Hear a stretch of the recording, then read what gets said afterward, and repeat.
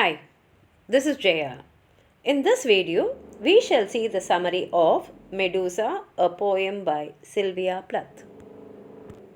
In the poem Daddy, Plath expresses how her father's death had left a void in her life. And in this poem, Medusa, she tells about her mother's selflessness and how it has really overcome her, and therefore, to come out of it, she has moved away from her mother to England.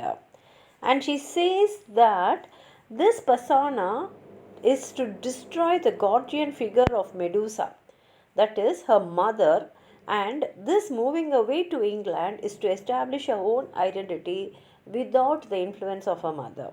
Now, what is Medusa? Medusa is an image from Greek mythology, and it refers to the Gorgon Medusa, who is a beautiful virgin and a worshipper of Athena, the Greek goddess of wisdom and chastity.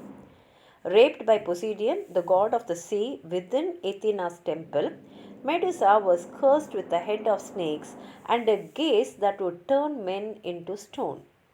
Exiled to an island, Medusa was finally destroyed by Perseus, a Greek hero. Perseus cuts off her head. Medusa is also a type of a jellyfish which is found in the ocean with the scientific name Aurella alutea. Actually, Plath's mother's name is also Aurelia. The poem is in the form of a dramatic monologue with 5 line stanzas, and the speaker is Plath herself, and she imagines her mother Aurilla Plath as a jellyfish, the Medusa, and the Virgin Mary. Plath intertwines the zoological, mythological, and Christian images to artistically represent the confrontation with the internal image of a mother. She actually attempts an exorcism of the mother figure, something similar to what she attempted with her father in the poem Daddy. The poem begins with a nightmarish seascape that reduces the mother's identity to a collection of body parts like mouth, eyes, ears, head, umbilicus, placenta. And why she reduces her mother to these individual parts is to get out of her anger, and she directs it against her mother's tyranny. These disparate images also prove that Plath is actually unable to connect to her mother as an individual, and she feels it is easy to identify her mother as a monstrous figure. She actually loves her mother a lot because her mother has kept on smoothing her, and she has always had a constant attention and concern for Plath. And she felt her mother's physical presence within her even when she moved across the Atlantic to England.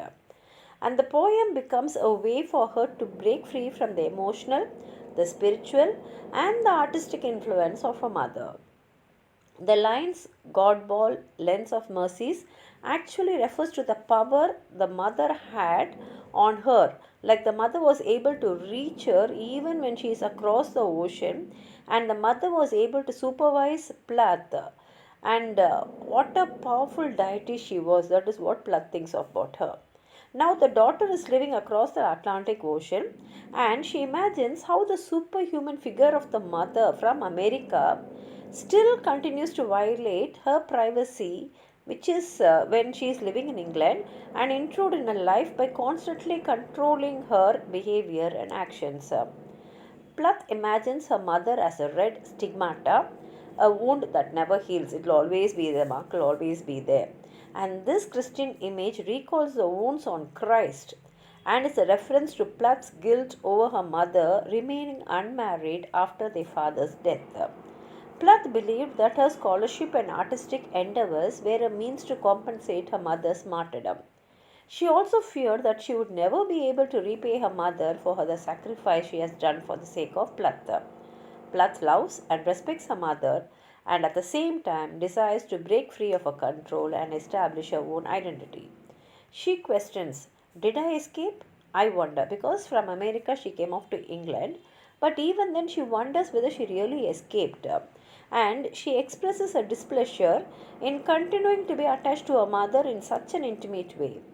Though the physical umbilical cord that actually nourished her in the womb is cut, she imagines she is still attached to her mother mentally.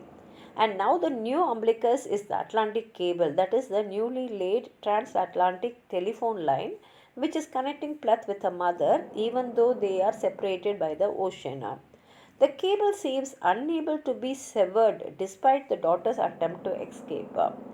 The poem recast Arola Plath as a smothering mother who threatens to engulf her.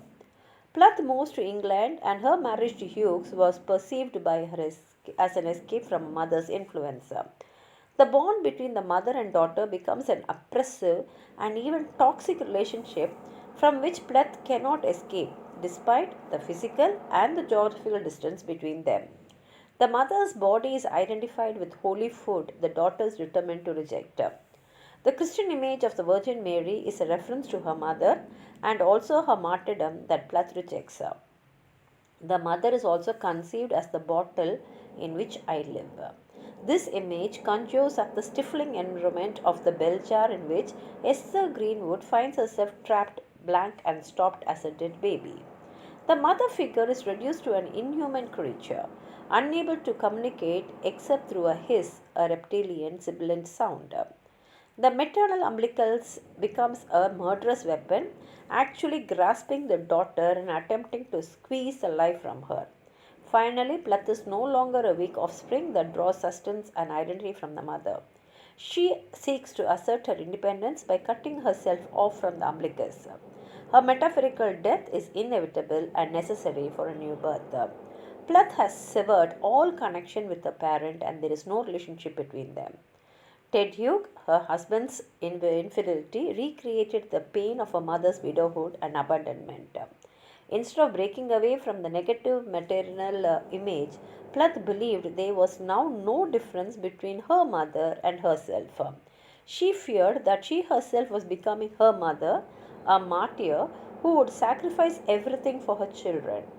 The beheading of the mythical Medusa by Perseus symbolizes the silencing of female voice and self expression. Plath perceives herself as enslaved in body and mind by the instruments of patriarchy. The forces of female creativity that have been stymied find expression in the duality of Medusa, symbolizing beauty and horror, women and monster, and destroyer and victim. Now let's read the poem. Off that landspit of stony mouth plugs, eyes rolled by white sticks, ears cupping the sea's incoherences. You house your unnerving head, godball, lens of mercies, you stooges, plying their wild cells in my canal's shadow, pushing by like hearts, red stigmata at the very center, riding the ripe tide of to the nearest point of departure, dragging their Jesus hair. Did I escape? I wonder. My mind winds to you, old barnacled umbilicus, Atlantic cable, keeping itself, it seems, in a state of miraculous repair. In any case, you are always there, tremulous breath at the end of my life. Curve of water unleaping to my water rod, dazzling and grateful, touching and sucking. I didn't call you at all. Nevertheless, you steam to me over the sea, fat and red, a placenta, paralyzing the kicking lovers, cobra light, squeezing the breath from the blood spells. Of the fascia I could draw no breath, dead and moneyless. Overexposed like an X-ray. Who do you think you are? A communion wafer? Blubble Mary? I shall take no bite of your body, bottle in which I live. Ghastly Vatican, I am sick to death of hot salt. Green as eunuchs, your wishes hiss at my sins. Off, eely tentacle, there is nothing between us. So, in this last line, she says, I don't want to have any connection with you. Only then I'll have a rebirth, and that rebirth will give me my identity. And here ends the poem. If you have anything more to add on to what I've said, please write it in the comment box. Like the video, share it with your friends. And if you're not subscribed my channel, please subscribe and support. Thank you.